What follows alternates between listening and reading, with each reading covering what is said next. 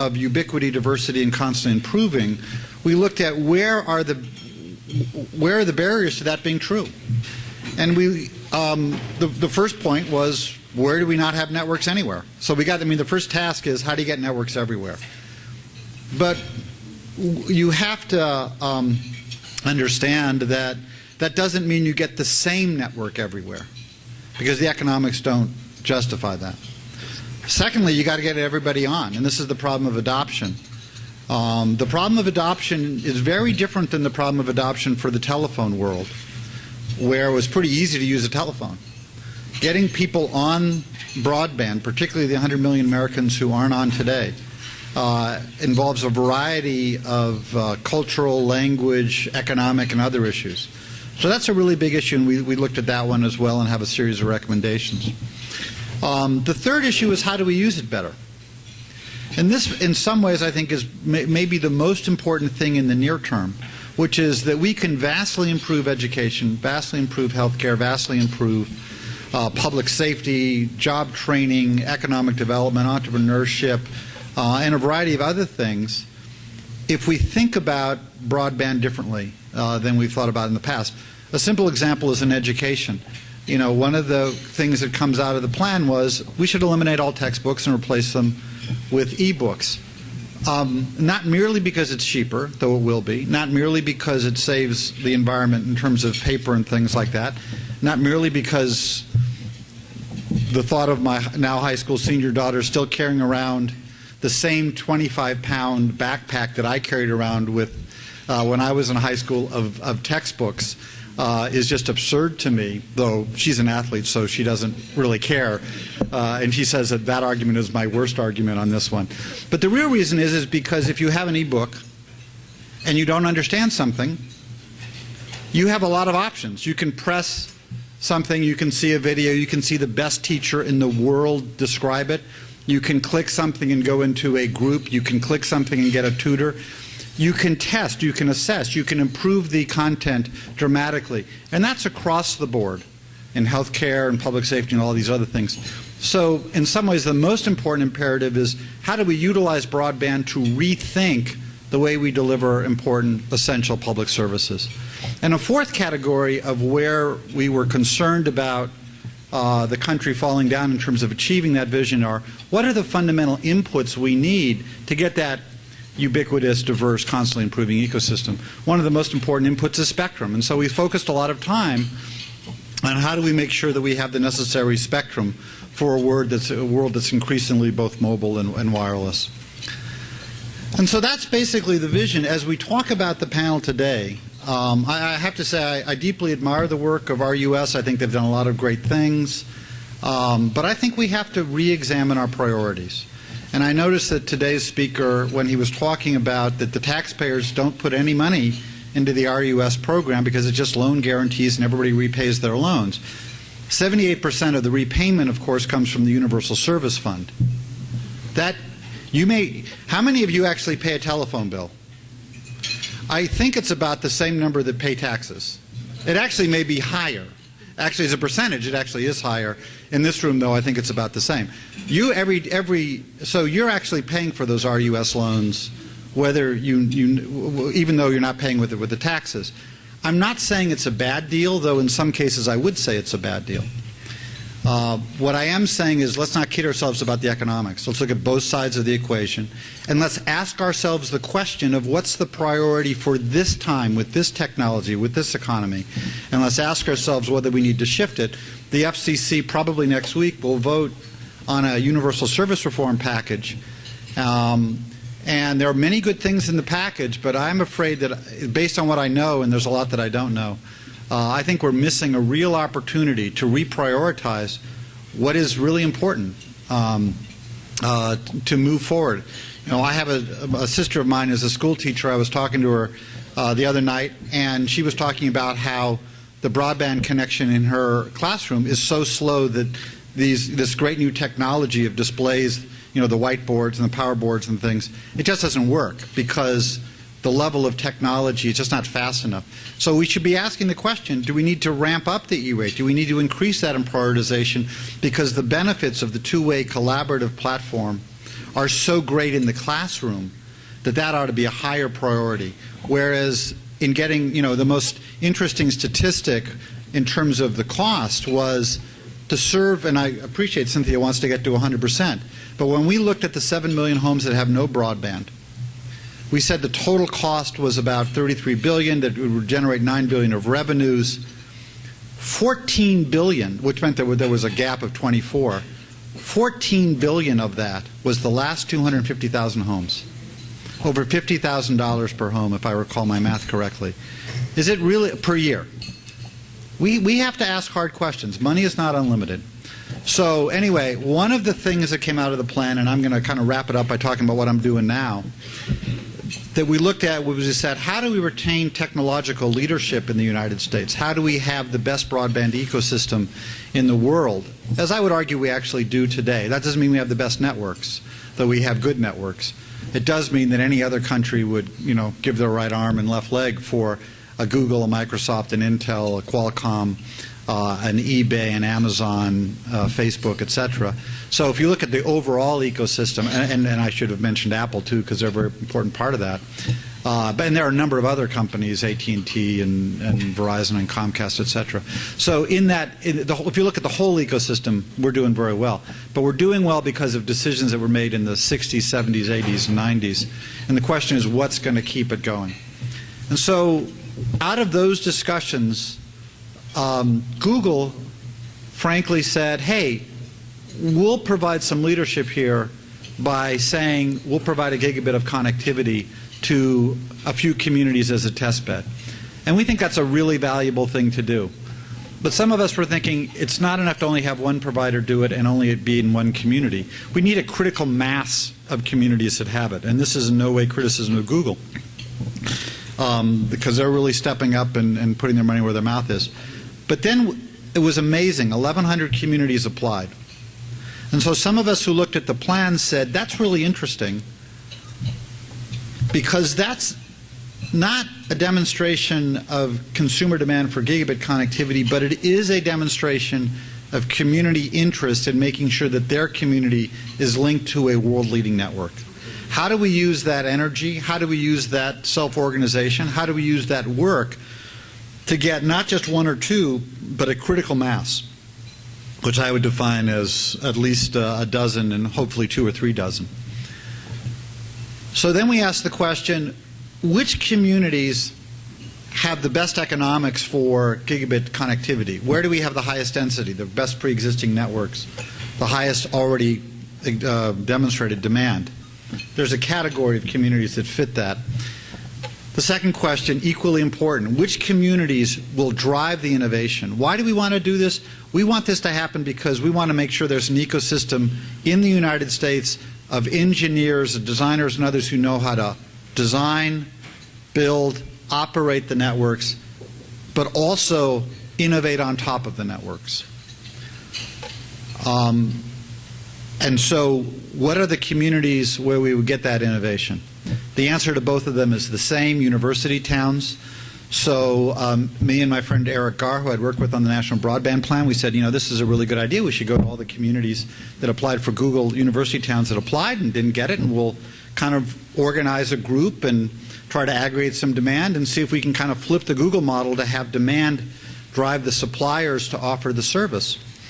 Eric went to Michigan and the University of Chicago. I came from here, so we had a bet as to whether we could get more ACC schools involved or more Big Ten schools. I'm very pleased to say that I won. And I'm also particularly pleased to say that the Research Triangle area is the reason I won, because I came here and the folks in Chapel Hill and Durham and Raleigh, as well as Wake Forest, were very enthusiastic about it. And so we formed this group. We have 37 communities. University communities all across the country, 27 states, largely the flagship public institutions. And the basic idea is, and we're kind of in the middle of the process, we put out a request for information asking various providers to think about how can we change the business model to make it possible for them to either upgrade their existing networks or build a new network into these communities so that we have the greatest laboratory for innovation in the history of the world.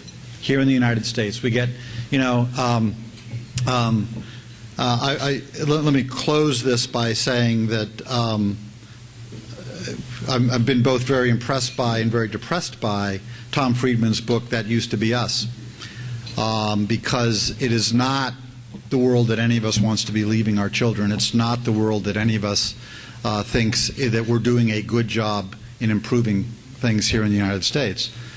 But we still do have the best research universities in the world. We still do have the best internet ecosystem. And in that area, I think this actually still is us. I think we have the potential not only to keep that leadership, but to utilize that leadership in research, utilize that leadership in broadband to recapture leadership in a number of different areas where we've lost it. The presentation you saw earlier today, which I thought was just utterly fantastic, that whole form of collaboration and innovation, that is being done on the broadband platform. Collaboration is actually the killer app of the next generation of broadband. The first generation was really the ability to get massive amounts of information from various sources. But the collaborative platform that enables things like that, that's really the killer app. And our idea is that we get a couple million kids dealing with it at the highest possible level with their professors, with people like in the Research Triangle Park that associate with university communities. And then that can be a huge driver of innovation. Tom Friedman's book endorses what he calls Carlson's Law, which is innovation from above tends to be orderly and stupid. Innovation from below tends to be disorderly and chaotic, but smart. That's the kind of smart innovation that we think, if we're successful with the Gig.U platform, we'll be able to generate. So it's really all about innovation that we think not only will drive great economic opportunity in the research communities, but really throughout all the states that have those communities and into the rural areas as well. Thank you very much.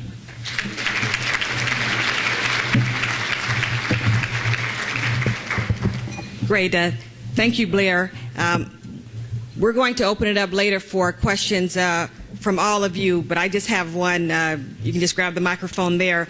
Just regarding Gig.U, if you think about this economic climate that we're in, many universities are just struggling just to keep pace with budget cuts, increased financial need from the students, maintenance challenges, et cetera. How do you encourage chancellors and college presidents to get excited about Gig.U and to participate in it? Well, can you guys hear me in the back? I don't know if they have this mic on. I think they don't. But number one, it was not difficult to encourage them to get involved because they all understood the value of it. They understood the value. And remember, the research, the campuses themselves have great connectivity. They have the research and education networks. This is really about bringing that connectivity into the surrounding communities, into the schools, into the healthcare clinics, into the homes of the doctors who want to be able to read the MRIs at homes, into the homes of the researchers who are doing work internationally and need access to it at all kinds of odd times. So they understand the value of that in recruiting faculty, keeping faculty, recruiting students. You know, for students, the number one criteria for the apartment that they want to live in is high quality bandwidth. So they understand that. But part of what we developed as part of our strategy is that the networks have to be privately owned. And the incremental investment we're looking for is not coming from the university. It is coming from the private sector, which is traditionally the way we do it in the United States.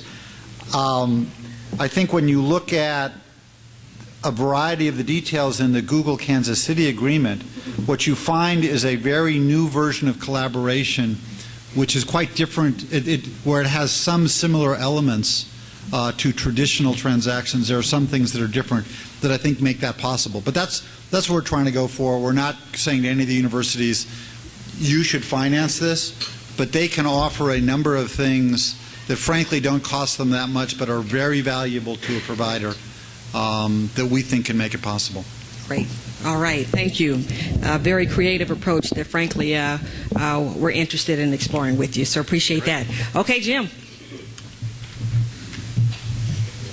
Thank you very much. I'm deeply honored to be back here again in North Carolina, which has become one of my favorite states over the last few years. And the first thing I'd like to do is to ask you all to join me in honoring Jane Patterson. I've been in this area for, come on, up.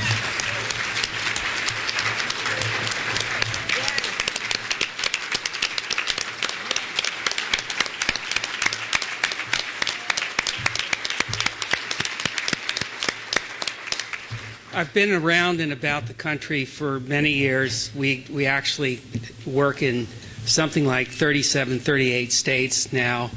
And as a result of the work that Jane has done here in North Carolina the last 10 years, I think that North Carolina has been the leader and the model for many states, and much of what we see across the United States, they learned here in North Carolina. And Jane's departure from ENC and the changes it will bring are huge. Jane, you are on my Mount Rushmore of great people in broadband.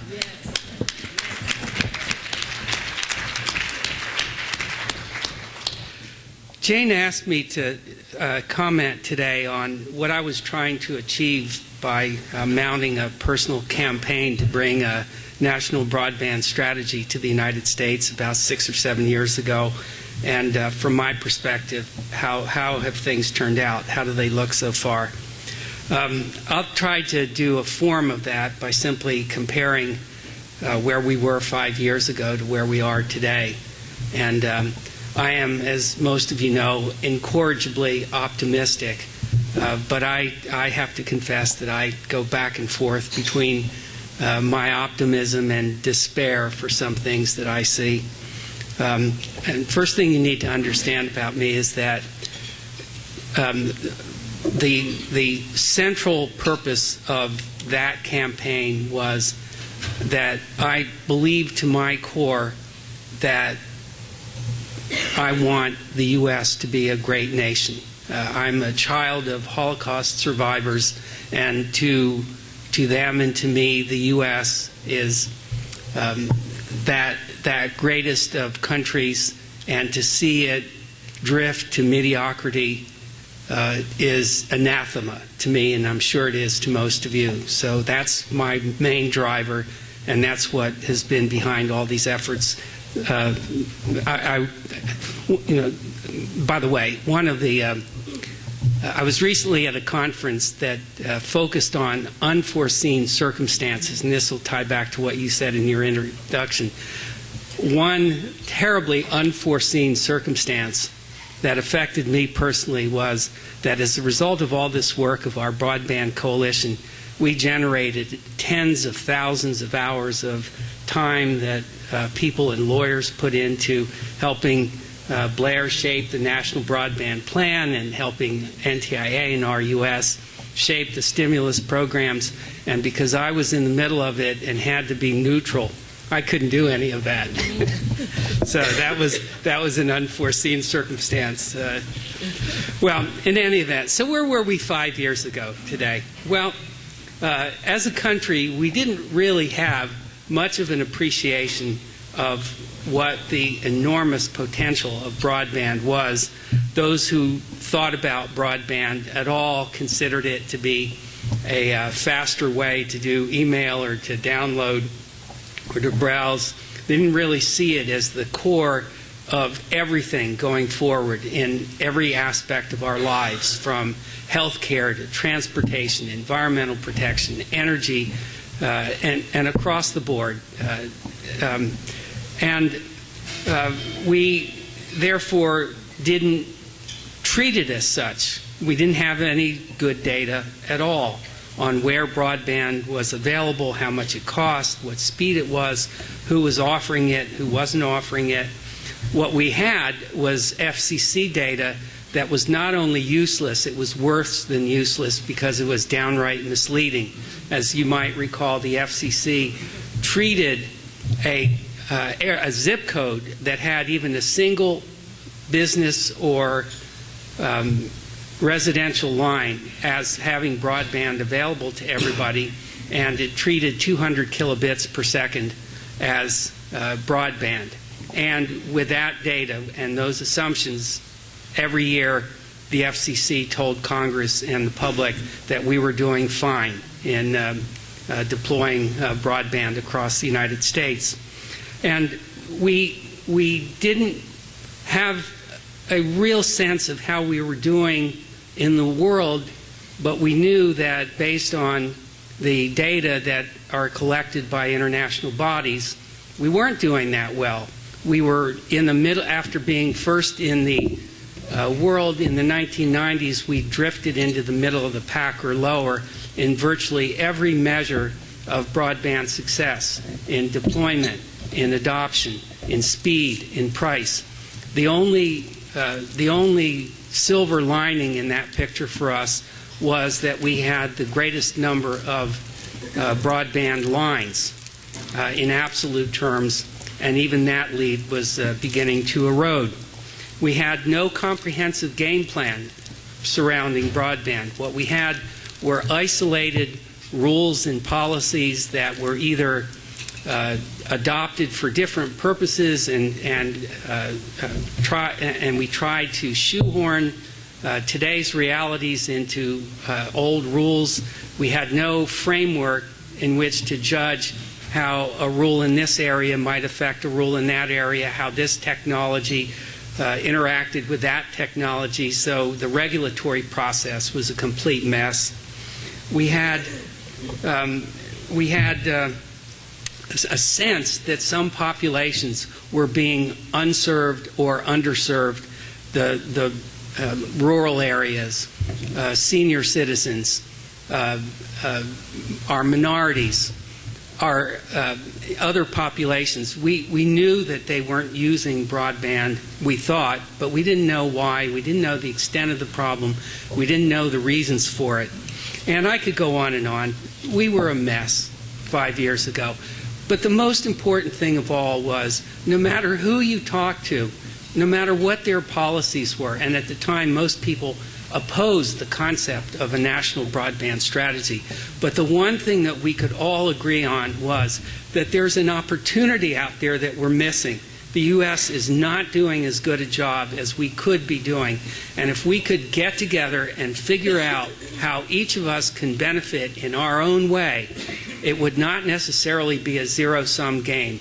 We might be able to lift all ships if we got together and talked quietly behind the scenes, not in the raucous rulemaking process that has the incentive or that encourages people to take extreme positions in the hope that the agency involved will cut the baby somewhere in between, but where people could sit down knowing that what they talked about to each other was not going to get out of the room, and we talked. We actually made progress.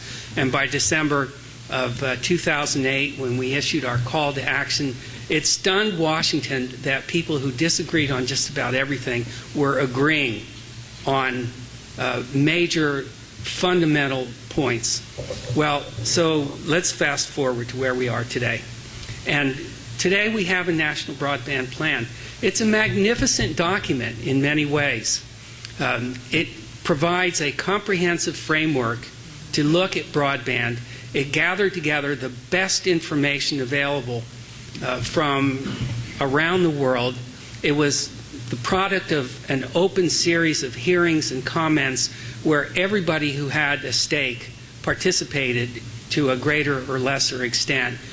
When you look at some of the discussion of the issues and the trade-offs and the difficulties and the barriers and the challenges, not only is the prose beautiful, but the insights are really trenchant. It's an important document. It has 200 recommendations, which, if implemented, will certainly move us forward to some extent. But it's not a perfect document. It never could be. And to some of us, it's imperfect for some reasons. To others, it's imperfect for other reasons. For me, it's imperfect for a reason that you can't really blame on the national plan. I am, as I told you before, highly aspirational. I want the U.S. to be a great nation, and this is a plan, not a wish list. A plan is something you actually do over a period of time, and that's different. And in the context of a national plan, You've got to be feasible. You've got to be politically viable. You've got to do a lot of things. And I applaud Blair for doing as good a job as the plan is. But to me, when I look at where we are today, I think that the elements outside of the plan are what really excites me. Just a month before the plan was released, Google announced its Fiber for Communities project. We also, at the same time, had NTIA and RUS going through their work to inject billions into the broadband economy. Now, $8 billion is not enough to make America the greatest broadband nation in the world, but that sure is a lot of money to inject into this industry all at once, and it provides a platform for learning lessons, developing best practices, and making a significant contribution where those funds are available.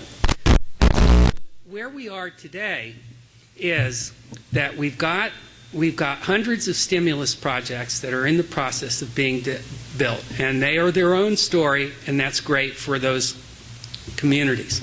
In addition to that, because of the processes that NTIA, RUS, and the FCC used, and because of the process that Google used in inviting applications to its Fiber for Communities project, we now have thousands of communities that know much more about broadband than they ever would have without those things happening. They now talk the talk of broadband. It's not Latin anymore, right? We now talk about shortcomings of, we now talk about the opportunity that broadband presents by the very nature of what Blair is doing, what Google is doing, what Levin is doing at Case Western Reserve and other places. We have elevated the dialogue about the upper end of the scale.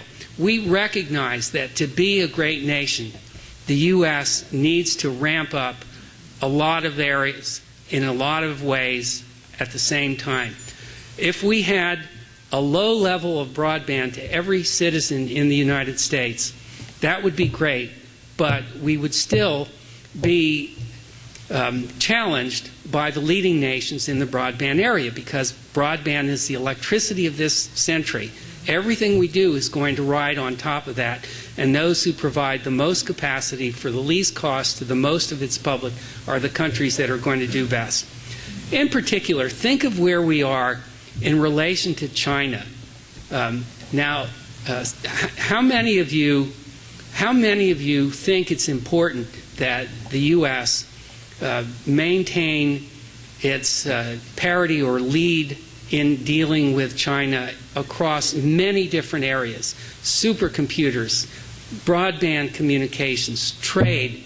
How many of you think it's important for us to stay abreast or stay in the lead with China?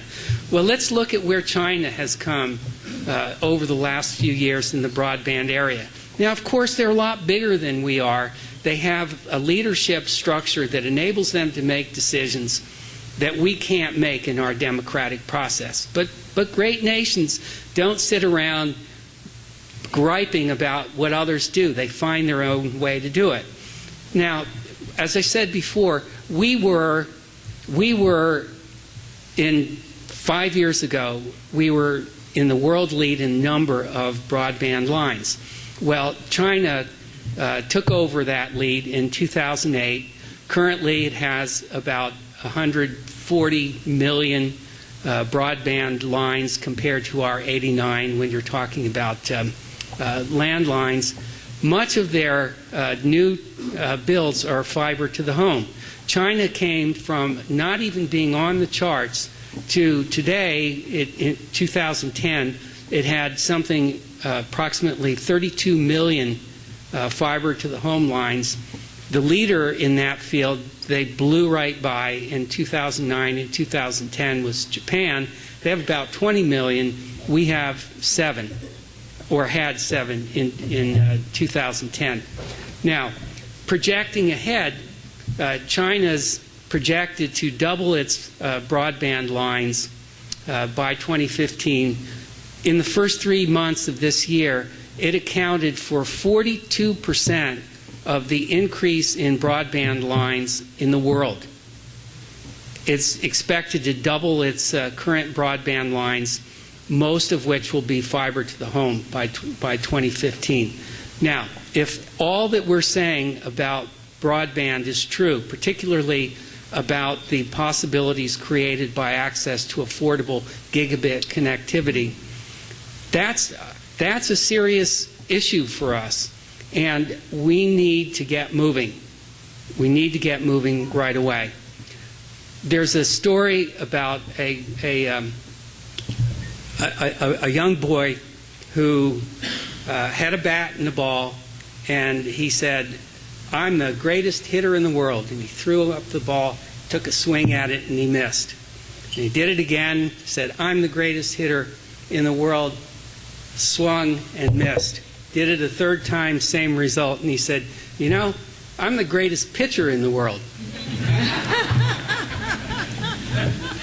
The first thing we need to do if we're going to be a great nation is to be honest with ourselves about where we stand, what our strengths are, what our weaknesses are, and one of our great strengths is a public sector and a private sector that, and at times of challenge, work together well.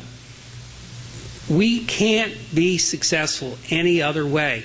And as soon as we get down to looking at what our strengths and weaknesses are and match up the strengths with those weaknesses, the sooner we're going to move back toward remaining a great nation. Wonderful. Thank you. Oh, thank you, Jim. Quite insightful. Okay, I tell you guys, I grew up in church. Look at your neighbor. Say, neighbor, we need to get moving. Say, neighbor, we can beat China. We can beat Japan. Do y'all believe that? All right, I believe it too. Okay, now you got me fired up. At first I was starting to get mad, but then I got fired up again because we do have some opportunities. And Jim, you mentioned deployment, adoption, speed, and price. And I just wanted to key in on adoption and have you maybe share with all of us some of your thoughts about how do we address the adoption issue. I think we've put a lot of focus on, frankly, deployment. We've put a lot of focus as providers on price, some of us even on speed. Adoption is still an issue. Some people still don't see where broadband is relevant. Talk to us a little bit about that, and then we'll move on to Hilda. Am I on?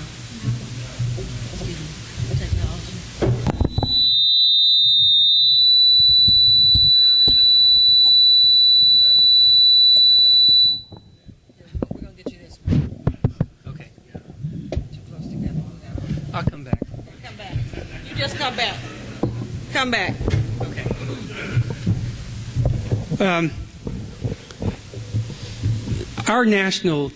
Our call to action included a provision that encouraged spending stimulus funds or federal support and supported all levels of government for adoption and use, because it is critically important to be able to have access to the technology on which broadband runs and to be able to use it. Digital literacy is something that has come to be known as that term. And as a result of the Public Computing Center and Sustainable Broadband Adoption Programs of NTIA, we're generating a ton of information about how programs result in increased adoption and use and what the real problems are. For example, at a conference last week of BTOP grantees, I heard results reported of one community in Cleveland, and their program has put more than 2,000 people through their training, and the feedback, they've got 97, 98% of the people in the program say they benefited from them. Something over 60% report that they have gotten jobs or gotten raises or moved into different positions that have more potential, and these things appear to really work. The data are also showing that cost is a huge factor, because once you've got the training and you've got the ability to use broadband and you're not, then some of the questions that people raised about why people don't adopt broadband are removed. Now they know how to use it. Now they see the relevance in their lives, but they just can't afford it. So I think that these projects are showing that they're well worth the price. In a country where you can't even apply for a job in many cases without having access to the internet to do it, these are critically important for people who have not or who would otherwise lack access. But to go back to my main point of my opening presentation, we've also got a national adoption issue, and that is the Blair, to me, it's not so much the right-of-way issues or any of the other issues that are holding people back. What we need are high-capacity applications that consumers feel they must have and are willing to target the provider who gives it to them, are willing to pay the incremental costs of. Right now, we really don't know what the potential is. There are experimental programs that are underway. The U.S. Ignite project is going to be experimenting with demonstration projects, the gigabit demonstration projects. If Blair's program works, we will have all of that useful information coming out of the university environment that will spread everywhere, that will be picked up in the rural areas and will increase national demand even in rural and suburban and other areas for higher and higher bandwidth capacities. And so I think that's our major challenge. We know we're going to get there. It's absolutely inevitable that we are going to be climbing up that bandwidth path. If you take a look at Cisco's projections, we're going to be, according to Cisco, the world will be at almost 996 petabytes per year by 2015. That's 1 billion gigabits. Okay, so we will inevitably get there. The question is, who'll get there early enough to take advantage of all the opportunities to buy and produce products and sell them to others? And that's an opportunity and a challenge for us. All right, thank you. Okay. Hilda, come bring us home. Come bring us home. Yes, Sister Cynthia, I'll try to do my best here. We're going to bookend these two guys here with a Pentecostal and a Southern Baptist, so you're in for a treat here.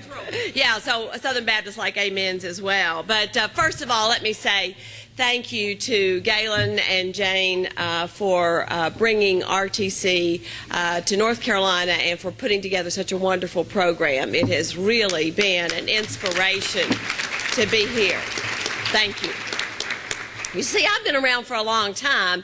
Jane mentioned 11 years of RTC, so I go back that far. I've been to several of them over the years, and even back in the early 90s when I was at the Appalachian Regional Commission, we came to Knoxville, Tennessee, and put on one of the first conferences in technology for our rural Appalachian states. And so when I come to something like this, I sometimes think, man, we've been saying these same things over and over again. And today I was going to talk a little bit about the Rural Utility Service and some of the things that we had done there, but David Villano did such a wonderful job this morning and covered it so thoroughly that I don't think I had much to say, and it's a good thing because my colleague Jim Ballard took up all my time, so I don't have any time left.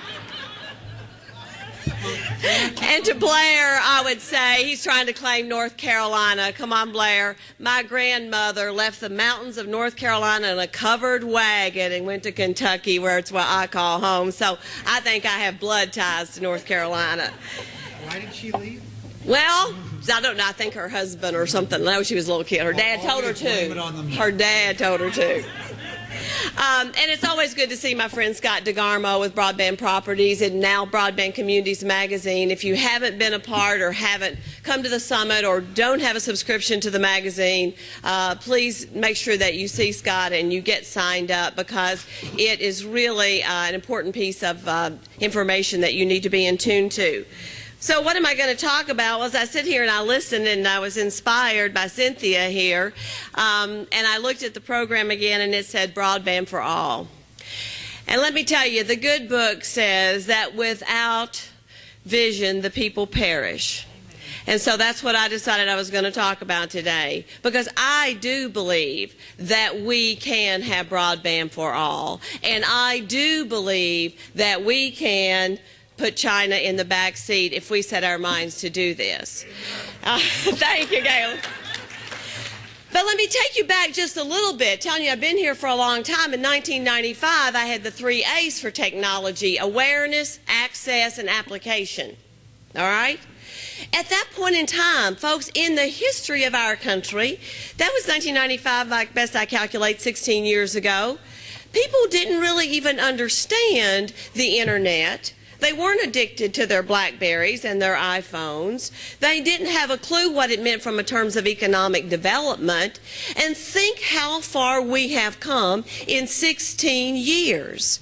I used to try to go to a community and say, we'll bring you free of charge a T1 line, brings all this capacity, and you can in video conference talk to anybody anywhere in the world. And let me tell you, those local elected leaders would rather have a load of good white gravel, Cynthia, in rural Kentucky particularly. My point is, look what we have done in just 16 years from that beginning. And we can do today what may seem impossible from where we're sitting today. When we talk about the first loan that RUS ever made was 1 meg in 1995. Today we're talking about gigs, and then Jim just laid on us a petabyte. Is that right? Did I say that right? 1,000 petabytes. Yeah, 1,000 petabytes. It seems almost impossible. It seems almost unobtainable. But in fact, we can get there if we believe we can, and if we have the vision to do that. There is no other industry sector in our world today that is more dynamic and fast changing than what we are in, the telecommunication industry. But we have been able to absorb those changes that have come at lightning speed for the past 15 years or so. We have been able to make a difference in people's lives. And sometimes I would think, you know, in Ecclesiastes it says that there's nothing new under the sun. And I'll go to a telecom meeting and I'll think, weren't we saying the same thing about rural people having access? And aren't we saying, you know, sort of like, haven't I been down this road before? But there have been changes. We talked about the speed and how that's changing. We talked about access. More people have access. More people know what to do. And all you've got to do is look at your phone and look at how the applications have changed. Oh, my goodness. And they're going to continue to do that. And the reason they're going to continue to do that is because of people like you in this room. Yes, Washington has its role. Yes, RUS, NTIA, FCC, all of those people spend their career days thinking about it, helping make changes, helping to grow their particular segment of the industry, making loans, helping you do your job. But at the end of the day, what it all boils down to is the leadership that's in this room. If you want to have broadband for all, if you want to put China in second place, then you have to own your place in the world. Own your place in the world. What you get up and do every day, and now, before more so than any time in the past, states have a plan, states have an opportunity, states have someone there that's sort of the broadband person, and so states have a chance right now at that local level to not have to depend on the federal government or not have to look for the FCC regulators, but how are you going to take the resources that you have been given, the challenges that you have in front of you, because you are the people who've got to compete with China. You are the people who can put America ahead. It's because of what you go out and do every day. Yes, you have to have all support mechanisms around you, and no, it is not easy, but you have to be like Lewis and Clark. They went with undaunted courage toward a goal they could not see. They did not know for sure that the end of the river was there, but they believed it was, and they got up every day and they overcome the obstacles along the way, whether it was lack of food, whether it was the Indians, whatever it was, and they kept focused. And all I'm saying to you today, ladies and gentlemen, is if we really do believe that this industry that we spend our days and our hours involved in, this telecommunications, makes people's lives better in your local community, and that you really do believe the people at the end of the line deserve the higher speed. And yeah, it might have been 256K 7 years ago, but that's not what it's going to be. And always those people in rural communities deserve your advocacy, because they're out there making a living every day while the folks in Washington or in your capitals are making their decisions every day. Those people are earning a living, paying taxes, and they deserve you to be the advocate for them to make sure they don't get left behind. It moves so fast. Your job is to help make sure our areas stay caught up in our rural America areas. And that, when you do that, and when those people are connected, and when those people have the speed, and they have the access, and they have the fiber, I got to tell you, when I was at RUS a few short years ago, if we talked about putting fiber into a rural telephone cooperative, they absolutely laughed at us. They thought it was a waste of money, it was an overbuilding capacity, would never be used, and it was a bad decision from the federal government standpoint. And yet, David, how many, a significant number of the BIP awards were fiber to the home in very rural areas. It will be used if they have it. They will create the opportunities and the applications that Jim said we need to go out there. So my very brief sermon today is, you've heard so many good speakers, and we'll continue to hear more. The content has been great. I want to encourage the RTC to keep this up. There were a few years ago, in these last few years I've been involved, where there was a minimal number of attendees. But you all have brought it back. And again, it's because you believe in what it is that you are doing. So own your place in the world, because if you do yours, China will be behind. All the rest of us have to do ours. But at the end of the day, it comes down to us as individuals believing, having the vision, and knowing that what we are doing is really for the Lord's cause.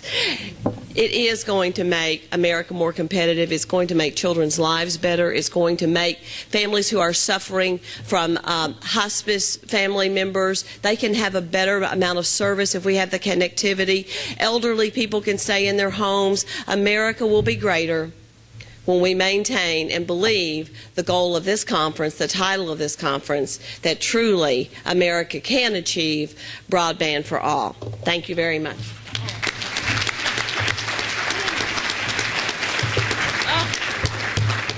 Thank you, my sister. Yes, indeed. You talked about the 3 A's: awareness, access, and application, and also about owning our place in the world. And we like to use 3 A's at AT&T when we talk about this topic, and that is available, meaning can I get it? Affordable, can I pay for it? And adoptable, can I use it? Am I using it? Is it making a difference in my life? So Hilda, can you just talk a little bit about maybe what can be done? And I know you were at RUS for a while. What do you think RUS could have done, or what can we do now to deploy broadband faster? And then I'm going to open it up to all of you to ask your questions. Well, is your microphone working? did it? That's okay. That's all right. Come back, sister. I think, first of all, I don't want to ever suggest that there aren't hard decisions to make. Hard hard rules, Blair, to put to enforce, and very difficult loan decisions to make at RUS. We are a market-driven economy. We have to make good loans at RUS because whether it is the ratepayer paying it or the taxpayer paying it, the people in this room are paying it. And I think it's also simply a point of responsible government that you make good decisions on behalf of the people that you represent and that you are hoping to do good things for. So how to deploy it faster, I think it always is driven by the applications, and the more we can engage in those applications. And I also think the more risk we're willing to take. I got to tell you all, when I took over RUS, we had 0 loan defaults. 0. Why? We were lending to a regulated entity, a place where this is your footprint, here's your rate, USF with steady income stream. There was not much risk there. But we then, through the 2002 Farm Bill, we got a whole new set of clientele. We got municipalities, Jim. We got startup entities, and we had to make lending to wireless that we had never done before. And we did something that no private sector company would have done. We had to do all that with not one new resource, not one new person, not one extra penny of money to actually put the program in shape. And so I think taking risk on behalf of those who need that risk, I think we have to ask people to step up, step outside of their comfort zone, to do some things differently, and we took some risk. Does that mean we may keep, I have to tell you, we may not keep a perfect loan default record at RUS, but I think government can take risks in order to lead. You didn't have to make a broadband loan, and the Telecom Act of 96, which dealt with that, RUS made its first loan in 95 and said, from now on, if you want money from the government, you have to build capacity for high-speed connection. At that point in time, it was 1 meg. And so they did it without being forced to do it because they were leading. So I think government has to lead, and doing so it has to take risk. And sometimes that's really hard in the political world because those risks can be easily criticized. So I think just keep moving at it and taking some risk along the way. Cynthia, could I add a point? Absolutely. Okay, maybe you'll take that back. Oh, it's getting live, y'all. Okay.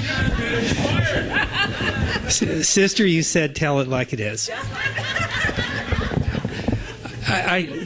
To pick up from Hilda, I think we also need to trust our local officials to stand in their place, to make decisions for their people, and to be free of external constraints of the kind that was passed in North Carolina here last year. I know that AT&T did not participate in that battle, but just next door in South Carolina, AT&T proposed legislation that would have treated broadband as 196 kilobits in one direction. And I know many people from AT&T, and I look forward to getting to know you better. And as individuals, they're just great people. But something happens as things rise in that company. Oh, it's really getting ready to get live. Okay, so sister, I'm asking you to take back to AT&T the need to take some risks of its own, which is to let go. If they can't do something on their own, if they can't meet the demands of the local community, stand back and let them do it themselves. That's our American tradition.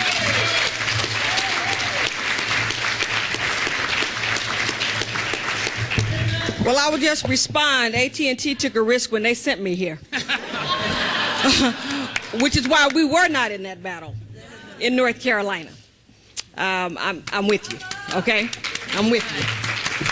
Because if we're going to get broadband to everybody, it's got to be open for everybody to bring what they can bring to the table. Everybody brings something different. And I know I'm being videotaped, so I probably need to stop right now. We can talk offline. I can take some messages back. Okay, are you up here to stop me? Yeah, I'm up here to stop Okay, you. no questions from the audience. Okay, all right, stop me. One question, and then we have to get people back out, okay? We're having fun. Go ahead. Octavia. And I would like to say to the panel, I haven't built this panel, but for someone who do monitor this issue at the General Assembly, I can tell you that I do stand on your view. I think it is fine to have the government involved, but I support everyone being transparent. The issue with broadband, yes, you can do this to those who can afford it, but you're back to those who can't afford it all over again. And playing games and putting it halfway for those who can afford it on one street, and then the next street, you know they can't afford it. And you come to the General Assembly and you say, this is what I've done. That is deceitful practice. And I have strong concerns about those kinds of practices.